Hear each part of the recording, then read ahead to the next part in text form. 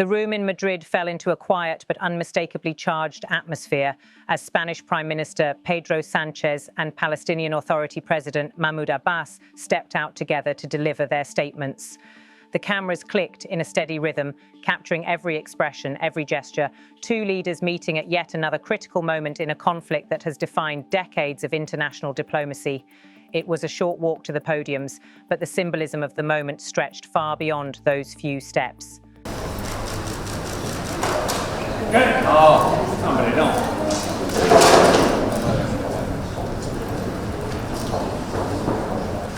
Buenas tardes.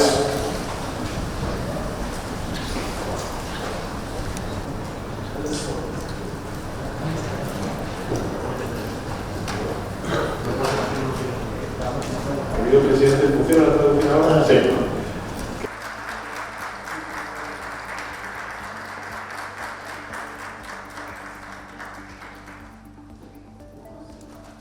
Precisamente ahora, porque a día de hoy, tras el alto el fuego, los palestinos en Gaza todavía sufren ataques, violencia, restricciones que vulneran sus derechos básicos, como es el derecho a la vida, a la alimentación, a la educación, a la salud, a la libertad de movimientos.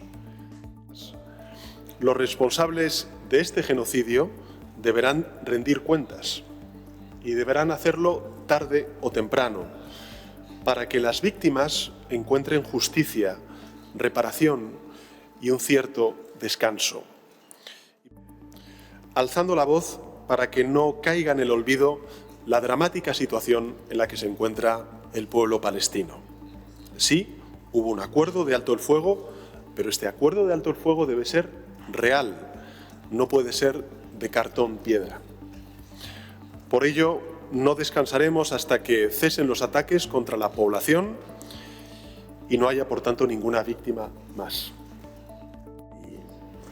وأود أن أجدد شكري وتقديري لإسبانيا على قرارها التاريخي بالاعتراف بدولة فلسطين وعلى دورها الريادي وبذل الجهود من أجل إنشاء التحالف الدولي الهادف إلى توسيع دائرة الاعترافات بدولتنا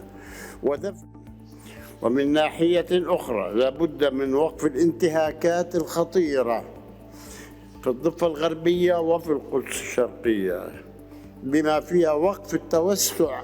الآن تقوم إسرائيل بالتوسع والضم الاستيطاني وتبني المستوطنات.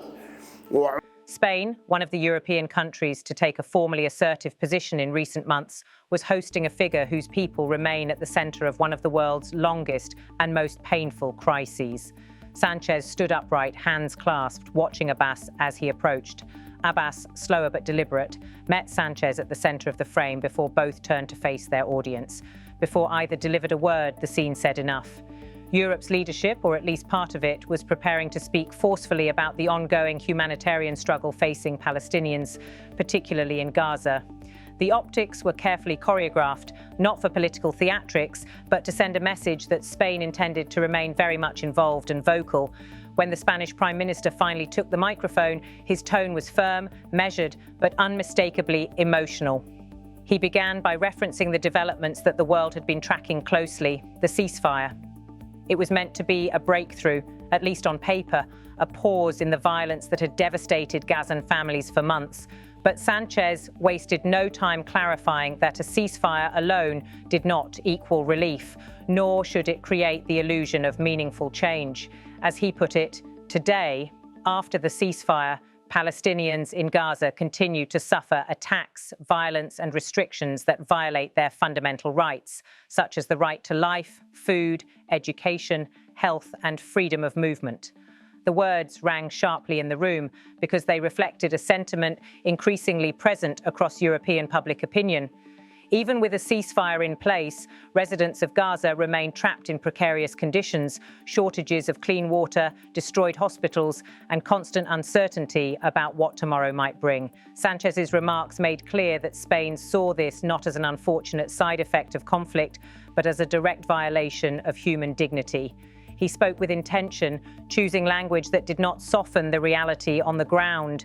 His mention of fundamental rights, life, food, education, health and mobility placed the crisis firmly within the framework of international law, not merely geopolitical tension. This was not just a humanitarian lament. It was a pointed accusation that human rights were being systematically obstructed. Then Sanchez went further, adopting language that few European leaders have used publicly with such directness. He said plainly, "Those responsible for this genocide will have to be held to account sooner or later so that the victims obtain justice, reparation, and some rest."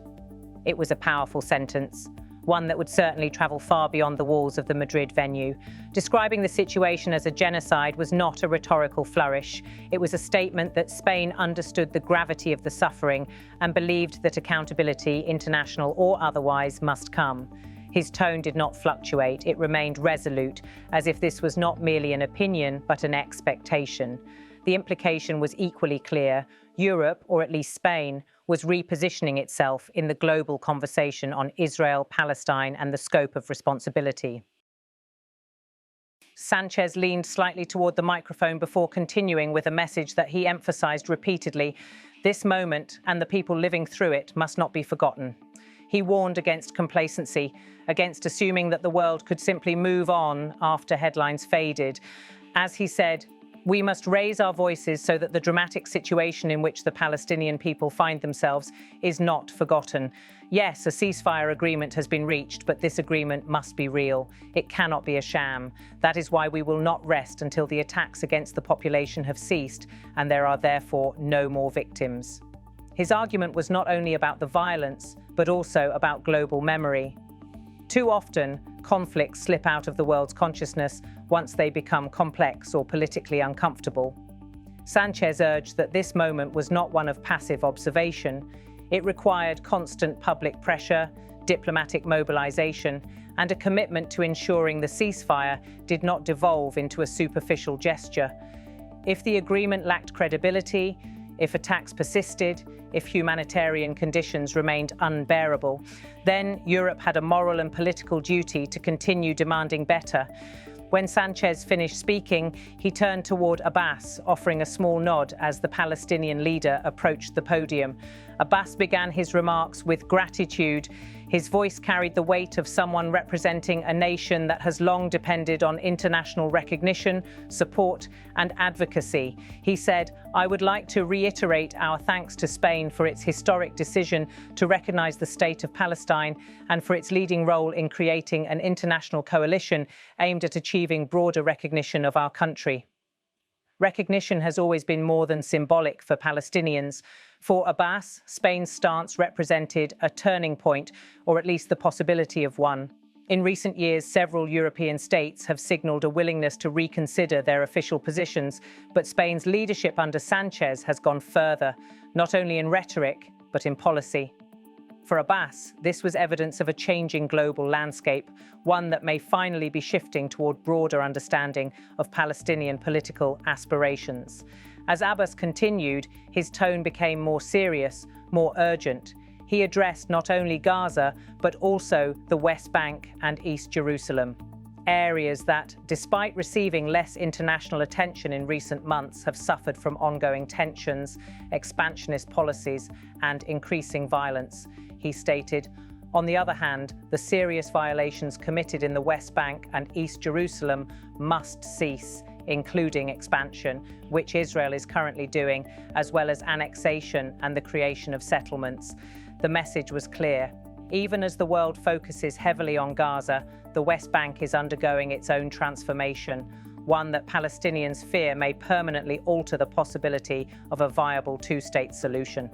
Abbas's emphasis on settlement expansion and annexation points to long-standing concerns that the physical and political landscape is being reshaped in ways that lock Palestinians into a fragmented, constrained reality. From a journalistic standpoint, Abbas's comments also reflect a broader pattern in diplomatic discourse. Palestinian leadership has long relied on international forums to reinforce the illegality of settlements under international law.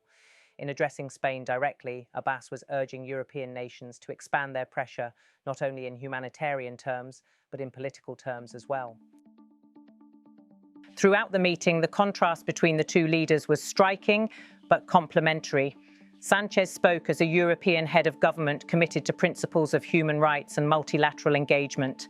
Abbas spoke as the representative of a people enduring displacement, violence and uncertainty, someone seeking not only empathy but concrete action. What made the Madrid gathering particularly notable was Spain's growing willingness to articulate its positions without ambiguity. Many governments navigate the Israeli-Palestinian conflict with caution, choosing words that avoid alienating key allies.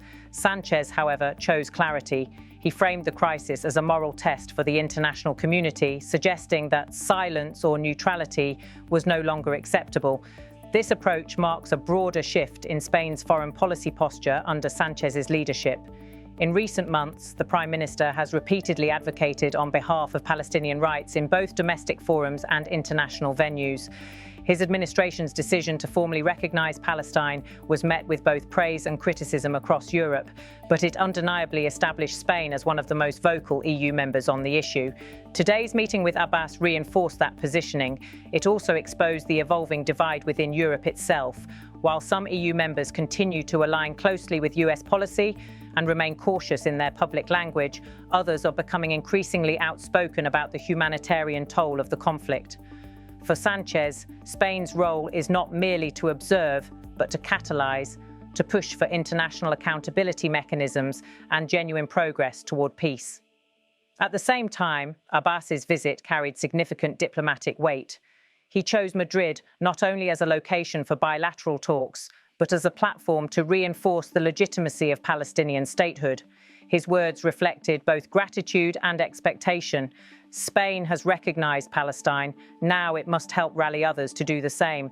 The formation of an international coalition for recognition, as he noted, is already beginning to take shape, and Spain sees itself at the forefront of that effort. Beyond diplomatic symbolism, the real-world implications of the meeting are profound. On the ground in Gaza, families continue to navigate shattered neighborhoods, limited medical care, and food insecurity.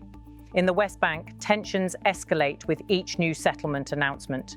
In East Jerusalem, demographic and political pressures continue to reshape the city's identity.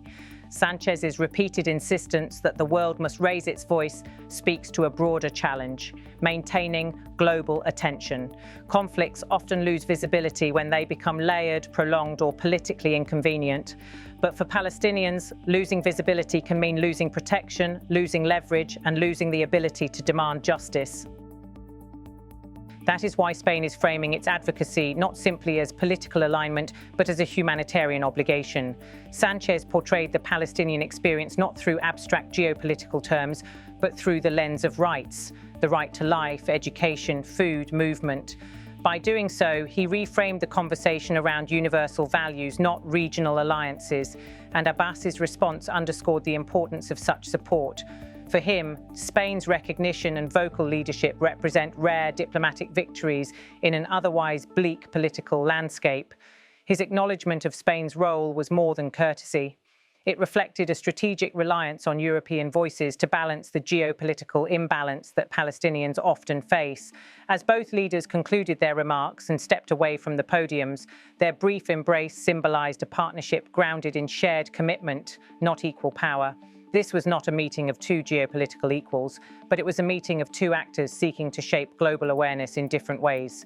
One by appealing to the conscience of the world, the other by mobilizing its political institutions.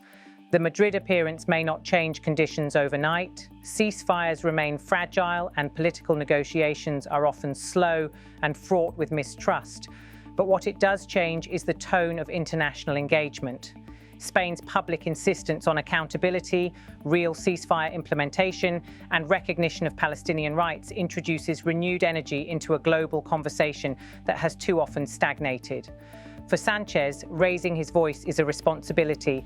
For Abbas, it is a lifeline. And for millions of Palestinians, it may represent one of the few remaining avenues for visibility, support, and hope in a moment where so much remains uncertain.